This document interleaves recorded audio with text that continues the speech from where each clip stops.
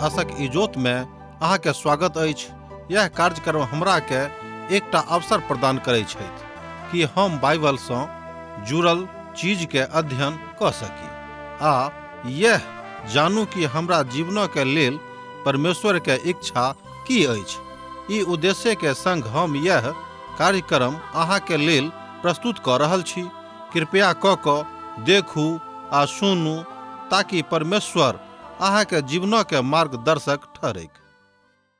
अनमोल जिंदगी दाद लिए यो यीशु, अनमोल जिंदगी दाद लिए यो यीशु, अनमोल जिंदगी खुशियार शांति से भर दलिए यो, खुशियार शांति से भर दलिए यो, अनमोल जिंदगी दाद लिए यो यीशु, अनमोल जिंदगी।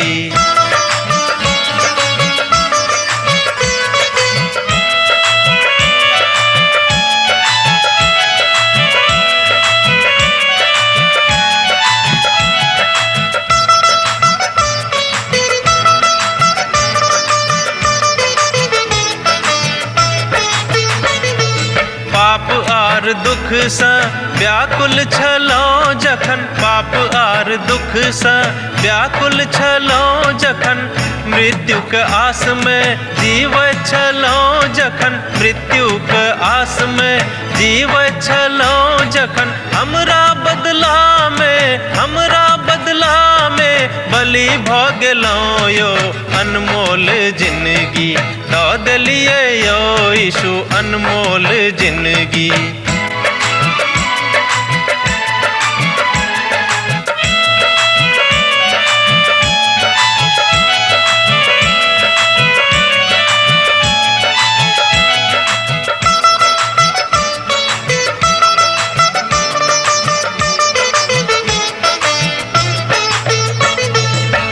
सब मनुख अहाँ यीशु लग आवा, हे सब मनुख अहाँ यीशु लग आवा, पाप आर अधर्म सा मनवा घुमावा, पाप आर अधर्म सा मनवा घुमावा, उनका लहू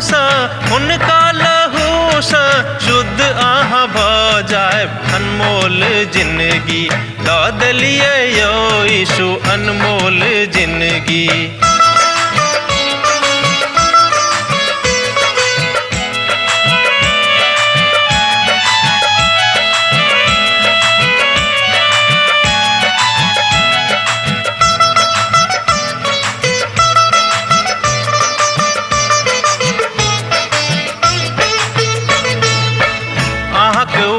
यीशु कखनो ने बिसरब, अहाँक उपकार यीशु कखनो ने बिसरब, दुख आ संकट से चाहे हम गुजरब, दुख आ संकट से चाहे हम गुजरब, सब दिन हाक हम भजन करब यो, अनमोल जिंदगी दाद लिए यो यीशु, अनमोल जिंदगी। आशा के इजोत मैथिली कार्यक्रम में हम एक बेर और अहाँ के अभिनंदन प्रभु यीशु मसीह के मीठ आ पवित्र नाम से कह रहल छी। आजुक दिन हमरा सब ए पोथी के 16 अध्याय के 8 पद से ल क 15 पद धरि देखब। तहन आजुक अध्ययनक आरंभ हमरा सब 8 पदक और 9 पदक पढ़ क करैत छी। चारिम स्वर्गदूत अपन कटोरा के सूरज पर उझैल देलेन आर हुनका मनुखक झुलसा देवा के अधिकार देवल गेलेन। मनुख बड़ पैघ तपन सँ झुलस गेलाहा और परमेश्वरक नामक जिनका एहि विपत्ति पर अधिकार छेन निंदा कैलेन, मुदा हुनक महिमा करबाक लेल मोन नहीं फिरोलाहा। प्रकाशनक पोथी तकर 16 अध्याय 8 पद आ 9 पद। हमरा सभक परमेश्वर महाकलेशक काल में सूर्यक चिन्ह के विषय में भविष्यवाणी कैलाहा। लुका के रचल सुसमाचार तकर 21 अध्याय तकर 25 पद का कने देखियो।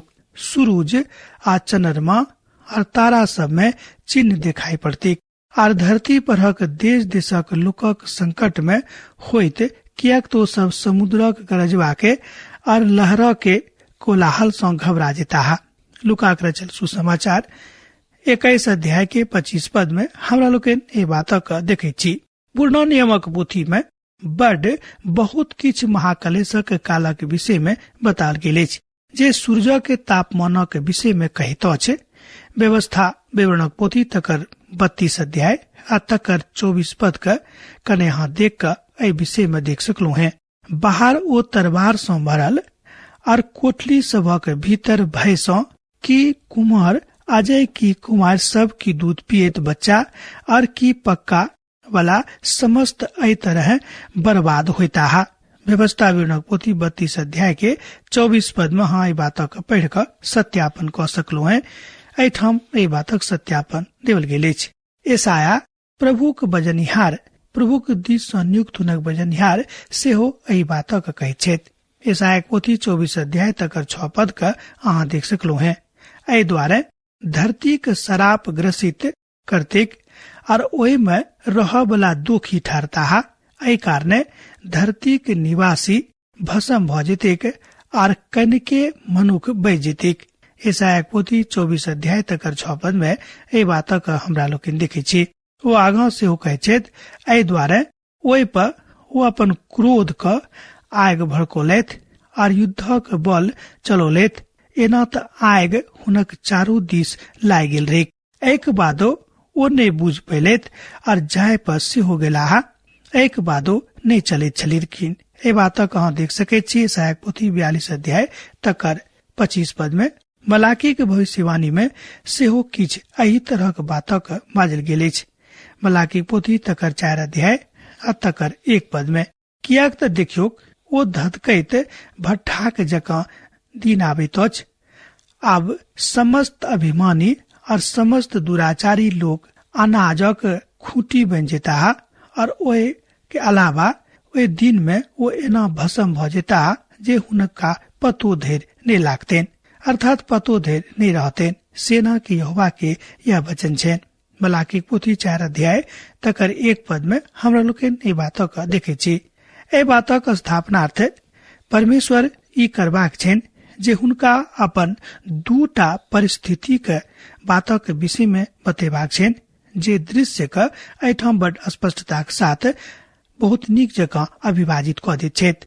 एहि धरती के कने सूर्यक नजीक खींच के लऽ आनबाक अछि।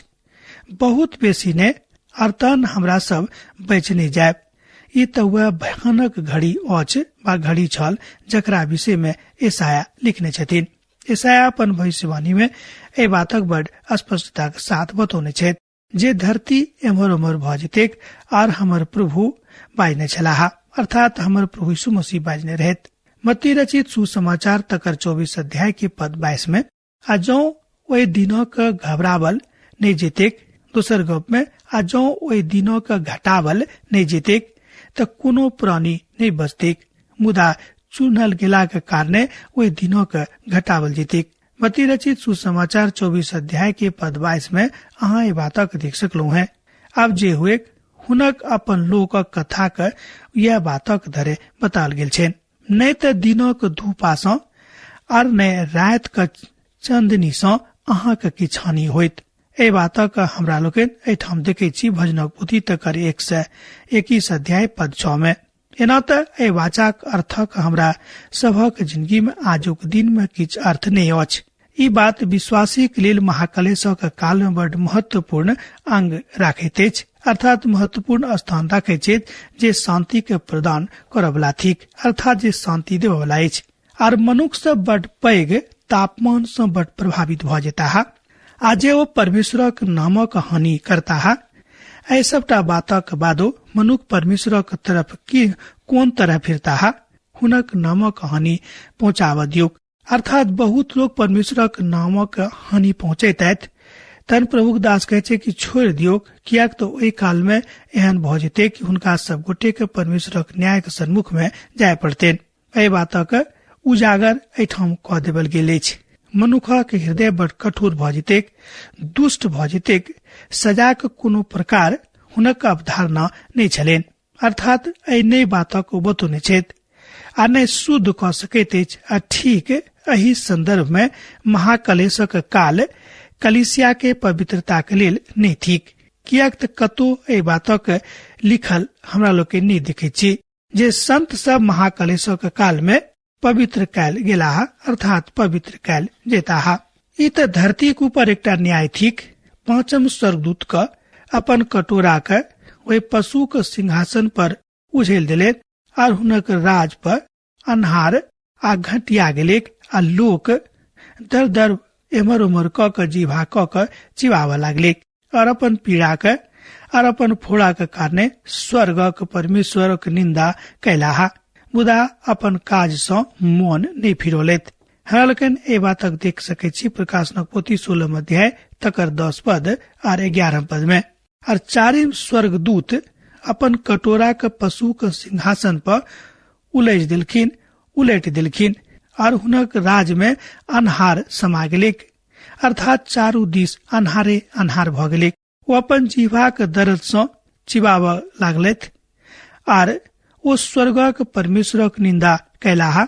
मुदा ओ सब अपन अपन गलती के कारणे भोग रहल छथि।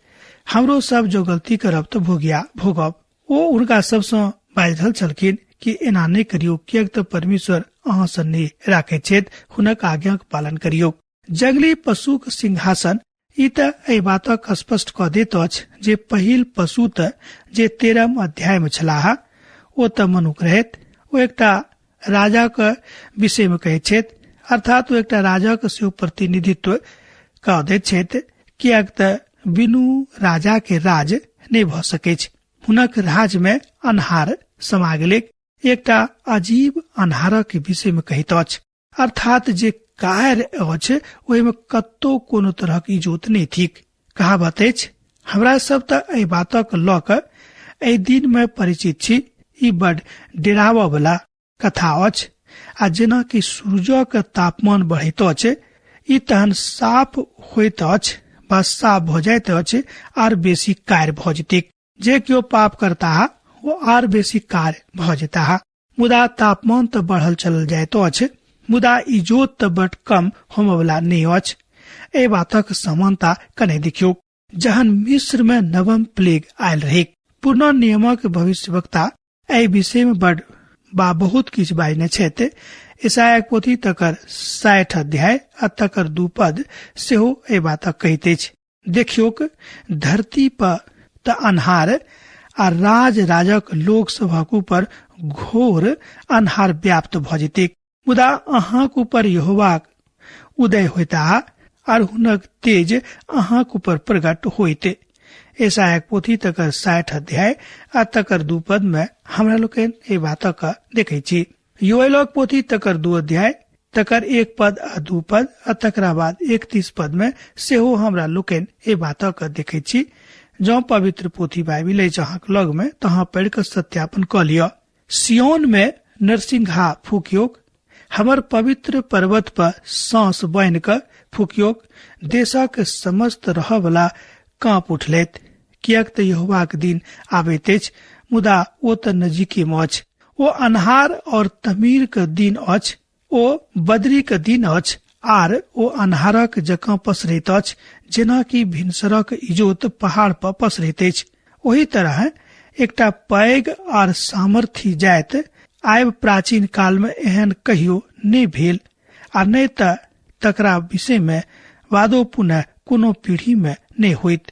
योएलक पोथी 2 अध्याय 1 पद आ 2 पद में हमरा लोकन ए बातक देखै छी। यहोवाक ओहि बड पैघ आ भयानक दिनक आवे से पूर्व सूरज अन्हरियामय भ जेतेक और चंद्रमा रक्तमय भ जेतेक। योएलक पोथी 2 अध्याय तकर 31 पद में हमरा लोकन ए बातक देखै छी। ए भविष्यवक्ता के जोड़ी में 2टा और भविष्यवक्ता नहूम ए बातक बखान कयने छथि। आमोस ए बातक विषय में सेहो बाजै छथि और सपन्याह सेहो ए बातक विषय में कहै छथि और अब प्रेरित यूहन्ना सेहो एही बातक बाजि रहल छथि। मरकुस रचित सुसमाचार तकर 13 अध्याय के 24 पद के कने देखियो। अहू ठाम ए बातक ऊपर मजबूती मिलैत अछि। ओहि दिन में ओहि कलेशा के बाद सूरज अन्हार भ जेतेक और चंद्रमा इजोत नहीं देतेक। मरकुसक पोथी 13 अध्याय तकर 24 पद में सेहो हमरा लोकन एठाम ए भविष्यवाणी के देखै छी। महाकलेशक काल में परमेश्वरक योजना सफल भ जेतै आर ए बातक हमर प्रभु पक्का क देने छथि, ए बातक ओ बड़ पक्का बता देने छथि। ओ अपन दर्द में अपन जीवा के चबा जेतै के, ध्यान दियौ, वो अपन दर्द में अपन जीवा का चिबा जेतै। बस एही तरह के विषय में अहाँ कने सोचियो, मुदा मनुख अपन दुष्टता सँ नहीं फिरलाहा। एतेक भेलाक बादो मनुख अपन दुष्टता सँ नहीं फिरै छथि।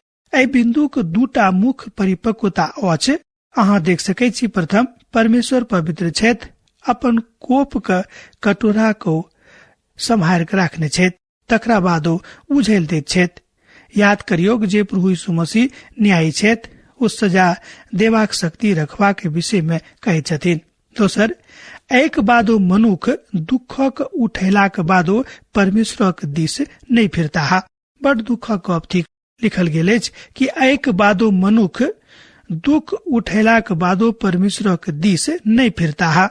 प्रेरित पौलुस ए बातक भविष्यवाणी कहने छलखिन, कहने छथि। हमरा लोगन पवित्र पोथी में देख सकलो हैं, रोमियो पोथी तकर 2 अध्याय तकर 4 पद आ 5 पद में कि अहाँ हुनक कृपा आर सहनशीलता आ धीरज रूपी धनक तुच्छ जाने छी, कि ई नहीं बुझे छी जे परमेश्वरक कृपा अहाँ के मोन फिरबाक सिखा, अर्थात अहाँ के मोन फिरेबाक सिखाबैत अछि। रोमियो पोथी 2 अध्याय तकर 4 पद आ 5 पद में ए बातक बताल गेल अछि। 5 पद के हमरा संगे देखियो कने एक बेर। मुदा अहाँ अपन कठोरता और हठीला मनक कारणे हुनक क्रोधक दिनक लेल, जाय में परमेश्वरक सच्चा न्याय प्रकट होइत, अपना लेल क्रोध कमा रहल छी। और एठाम ती परमेश्वरक पवित्र न्याय अछि। और एक बादो मनुख अपन हृदय में नहीं फिरैत छथि, कियाक तऽ ओ अपन हृदय सँ दुष्ट भ गेल छथि, हुनक हृदय दुष्ट होइत छनि। एहि बातक एठाम बड़ स्पष्टताक साथ बखान कयल गेल अछि। छठम, कटोरा के ढरकोनाय वा उझलनाय। छठम, स्वर्गदूत अपन कटोरा महानदी फरात पर उझैल दिलेन आर ओकर पानि सूखि गेलैक, जे पूर्व दिशाक राजा सभक लेल बाट तैयार भ जायक। प्रकाशनक पोथी 16 अध्याय तकर 12 पद में अहाँ ई बातक देखै छी। आ छठम, स्वर्गदूत अपन कटोरा के फरात नदी के ऊपर उझैल दिलेन आ पानि तकरा बाद सूखि गेलैक। एहि तरीका सँ बाट बनावल जा सकैल, अर्थात एहि तरीका सँ बाट बनावल जा सकै छल जे राजा सब पूर्व दिशा के दिस द क आबि रहल छलाह। फरातक महानद वा महान नदी कहल जाइत अछि। आ पवित्र बाइबिल में भूमध्य सागर का महान समुद्र कहल गेल अछि, कियाक तऽ फरात नदी के महत्ता के पवित्र बाइबिल में बताओल गेल अछि। एहि बात सँ इनकार नहीं कयल जा सकै छै, जाहि बातक विषय में उत्पत्ति पोथी तकर 2 अध्याय में बखान भेटैत अछि। कोनो बातक परमेश्वर लुका छुपा के नहीं रखने छथि, हर बात को प्रकट क दैत छथि। एहि विषय पर पवित्र बाइबिल में कहल गेल अछि, 25 बेर बाजल गेल अछि। आ जे पद हमरा सभक सम्मुख में अछि, ओहि में छठम तकलीफों के विषय में बाजल गेल अछि। ई तऽ मनुख के विषय में एहि धरती पर के लेल बाजल गेल अछि। अतः ई आखिरी बेरिया में ई कहल गेल अछि। और यह तऽ महाकलेशक काल थिक, और यह तऽ मनुखक सभ्यता के आगां बढ़ाव के देखावा अछि। और यह तऽ मनुखक सभ्यता के कब्रगाह सेहो भ जेतैक। ई पूर्व और पश्चिमक जे बात अछि, ऐसा तो मनुख खत्म भ जेतै कि ई 1800 मील लंबा प्रक्षेत्र अछि। एकर लगभग आधा प्रक्षेत्र देखार में नहीं अछि। ई तऽ चौड़ा और गहीर अछि, जे कोनो सेना के लेल पार केनाय बड़ मुश्किल भ जाइत अछि। एहि बातक हमरा लोग के ठाम देख रहल छी। एठाम पवित्र पोथी में लंबाई चौड़ाई के विषय में सेहो बताल गेल अछि। अब्राहम एकटा इब्रानी कहाबै छलाह, आ केओ एहि बातक बताबै छलथि जे ओ तऽ फरात नदी सँ बाहर द क आयल छलाह। फरात पूर्वी दिशा के सीमाना छलाह, जाहे जमीनक वाचा प्रभु यूहन्ना देवाक वाचा बने छलखिन। ठीक ओहि दिन में परमेश्वर अब्राहम सँ वाचा बहने छलाह, ई कहि क जे ई बात होम वाला अछि। जे बातक हम देख सकै छी उत्पत्ति पोथी 15 अध्याय तकर 18 पद में। और एहि दिन में अब्राहमक संगे परमेश्वर वाचा बनला मिस्रक महानद सँ लऽ कऽ फरात नामक बड पैघ नदी धरि जतेक देश अछि। उत्पत्ति पोथी 15 अध्याय तकर 18 पद में अहाँ ई बातक देख सकलू हैं। और ई रोमी राजा के लेल सेहो पूर्वी सीमाना बन गेल रहे। ध्यान दियौ, और ई रोमी राजा के लेल सेहो पूर्वी सीमाना बन गेल छलेक। हमरा लोकन देखे छी परमेश्वर कोनाक बाट खोले छथि आ कोनाक बाटक बंद कऽ दै छथि। आश्चर्यजनक रीति सँ फरात नदी सूखि गेल रहे और यह पूर्व आ पश्चिमक सीमानाक बना दैत रहे, जाहि सँ पूर्व दिशाक राजा लोकन एर्मोगेडोनक युद्धक लेल आबि सकैत छलाह। कियाक तऽ भूतकाल में पूर्व दिशा दऽ कऽ बड परेशान करऽ वाला मनुख ओहिठाम आबे छलखिन वा आयल रहैत आ ओ सब ओहि पठारी इलाका का पार करैत आयल छलाह और जंग में अर्थात युद्ध करवा में ए बातक लऽ कऽ ओ आगाँ बढ़े छलखिन। और चंगेज खां सेहो ठीक एही तरीका के अपनौने रहैत। ओ सब तऽ बड कम अछि जे अंतिम काल में होमय वाला रहे। आ जहन फरात नदी चलि गेलै तहन पूर्व दिशा के महान हेलो से मरोमर भऽ गेल रहे। कियाक तऽ संसारक अधिकांश जनसंख्या पूर्व दिशा में अछि। हमरा लोकन ए बातक जाने छी, अखन भूगोल ए बातक बताबै दै छै। और जे सब सुसमाचारक इनकार करता है और ओ सब मसीह विरोधी के अपनौता है, ई तस्वीर तऽ बड डेराबय वाला अछि। की केओ एहि बातक ऊपर संदेह कऽ सकैत अछि? एक साथे हजारों लोक फलिस्तीन में एहिठाम उनैत जाइत अछि। सोनित और बेसी गढ़ा भेल जा रहल अछि। आब एहिठाम छठम और सातम प्रकोपक कटोरा के माध्यमक ध्वनि अछि जे एहि बातक प्रगटीकरण कऽ दैत अछि। हाँ, ई 7टा अपवादी कलात्मक अछि, अर्थात काज अछि जाहि बातक विषय में ठाम भविष्यवाणी कयल गेल अछि। ई तऽ खाली स्थानक विस्तारक सम्हारैत अछि और एहि बातक अभिव्यक्ति के बता दैत अछि। आ पुनः हम ओहि अजगरक मुख सँ और ओहि पशुक मुख सँ और वही झूठा भविष्यवक्ता के मुख सँ 3टा अशुद्ध आत्मा के व्यंगक रूप में निकसैत देखलहुं हैं।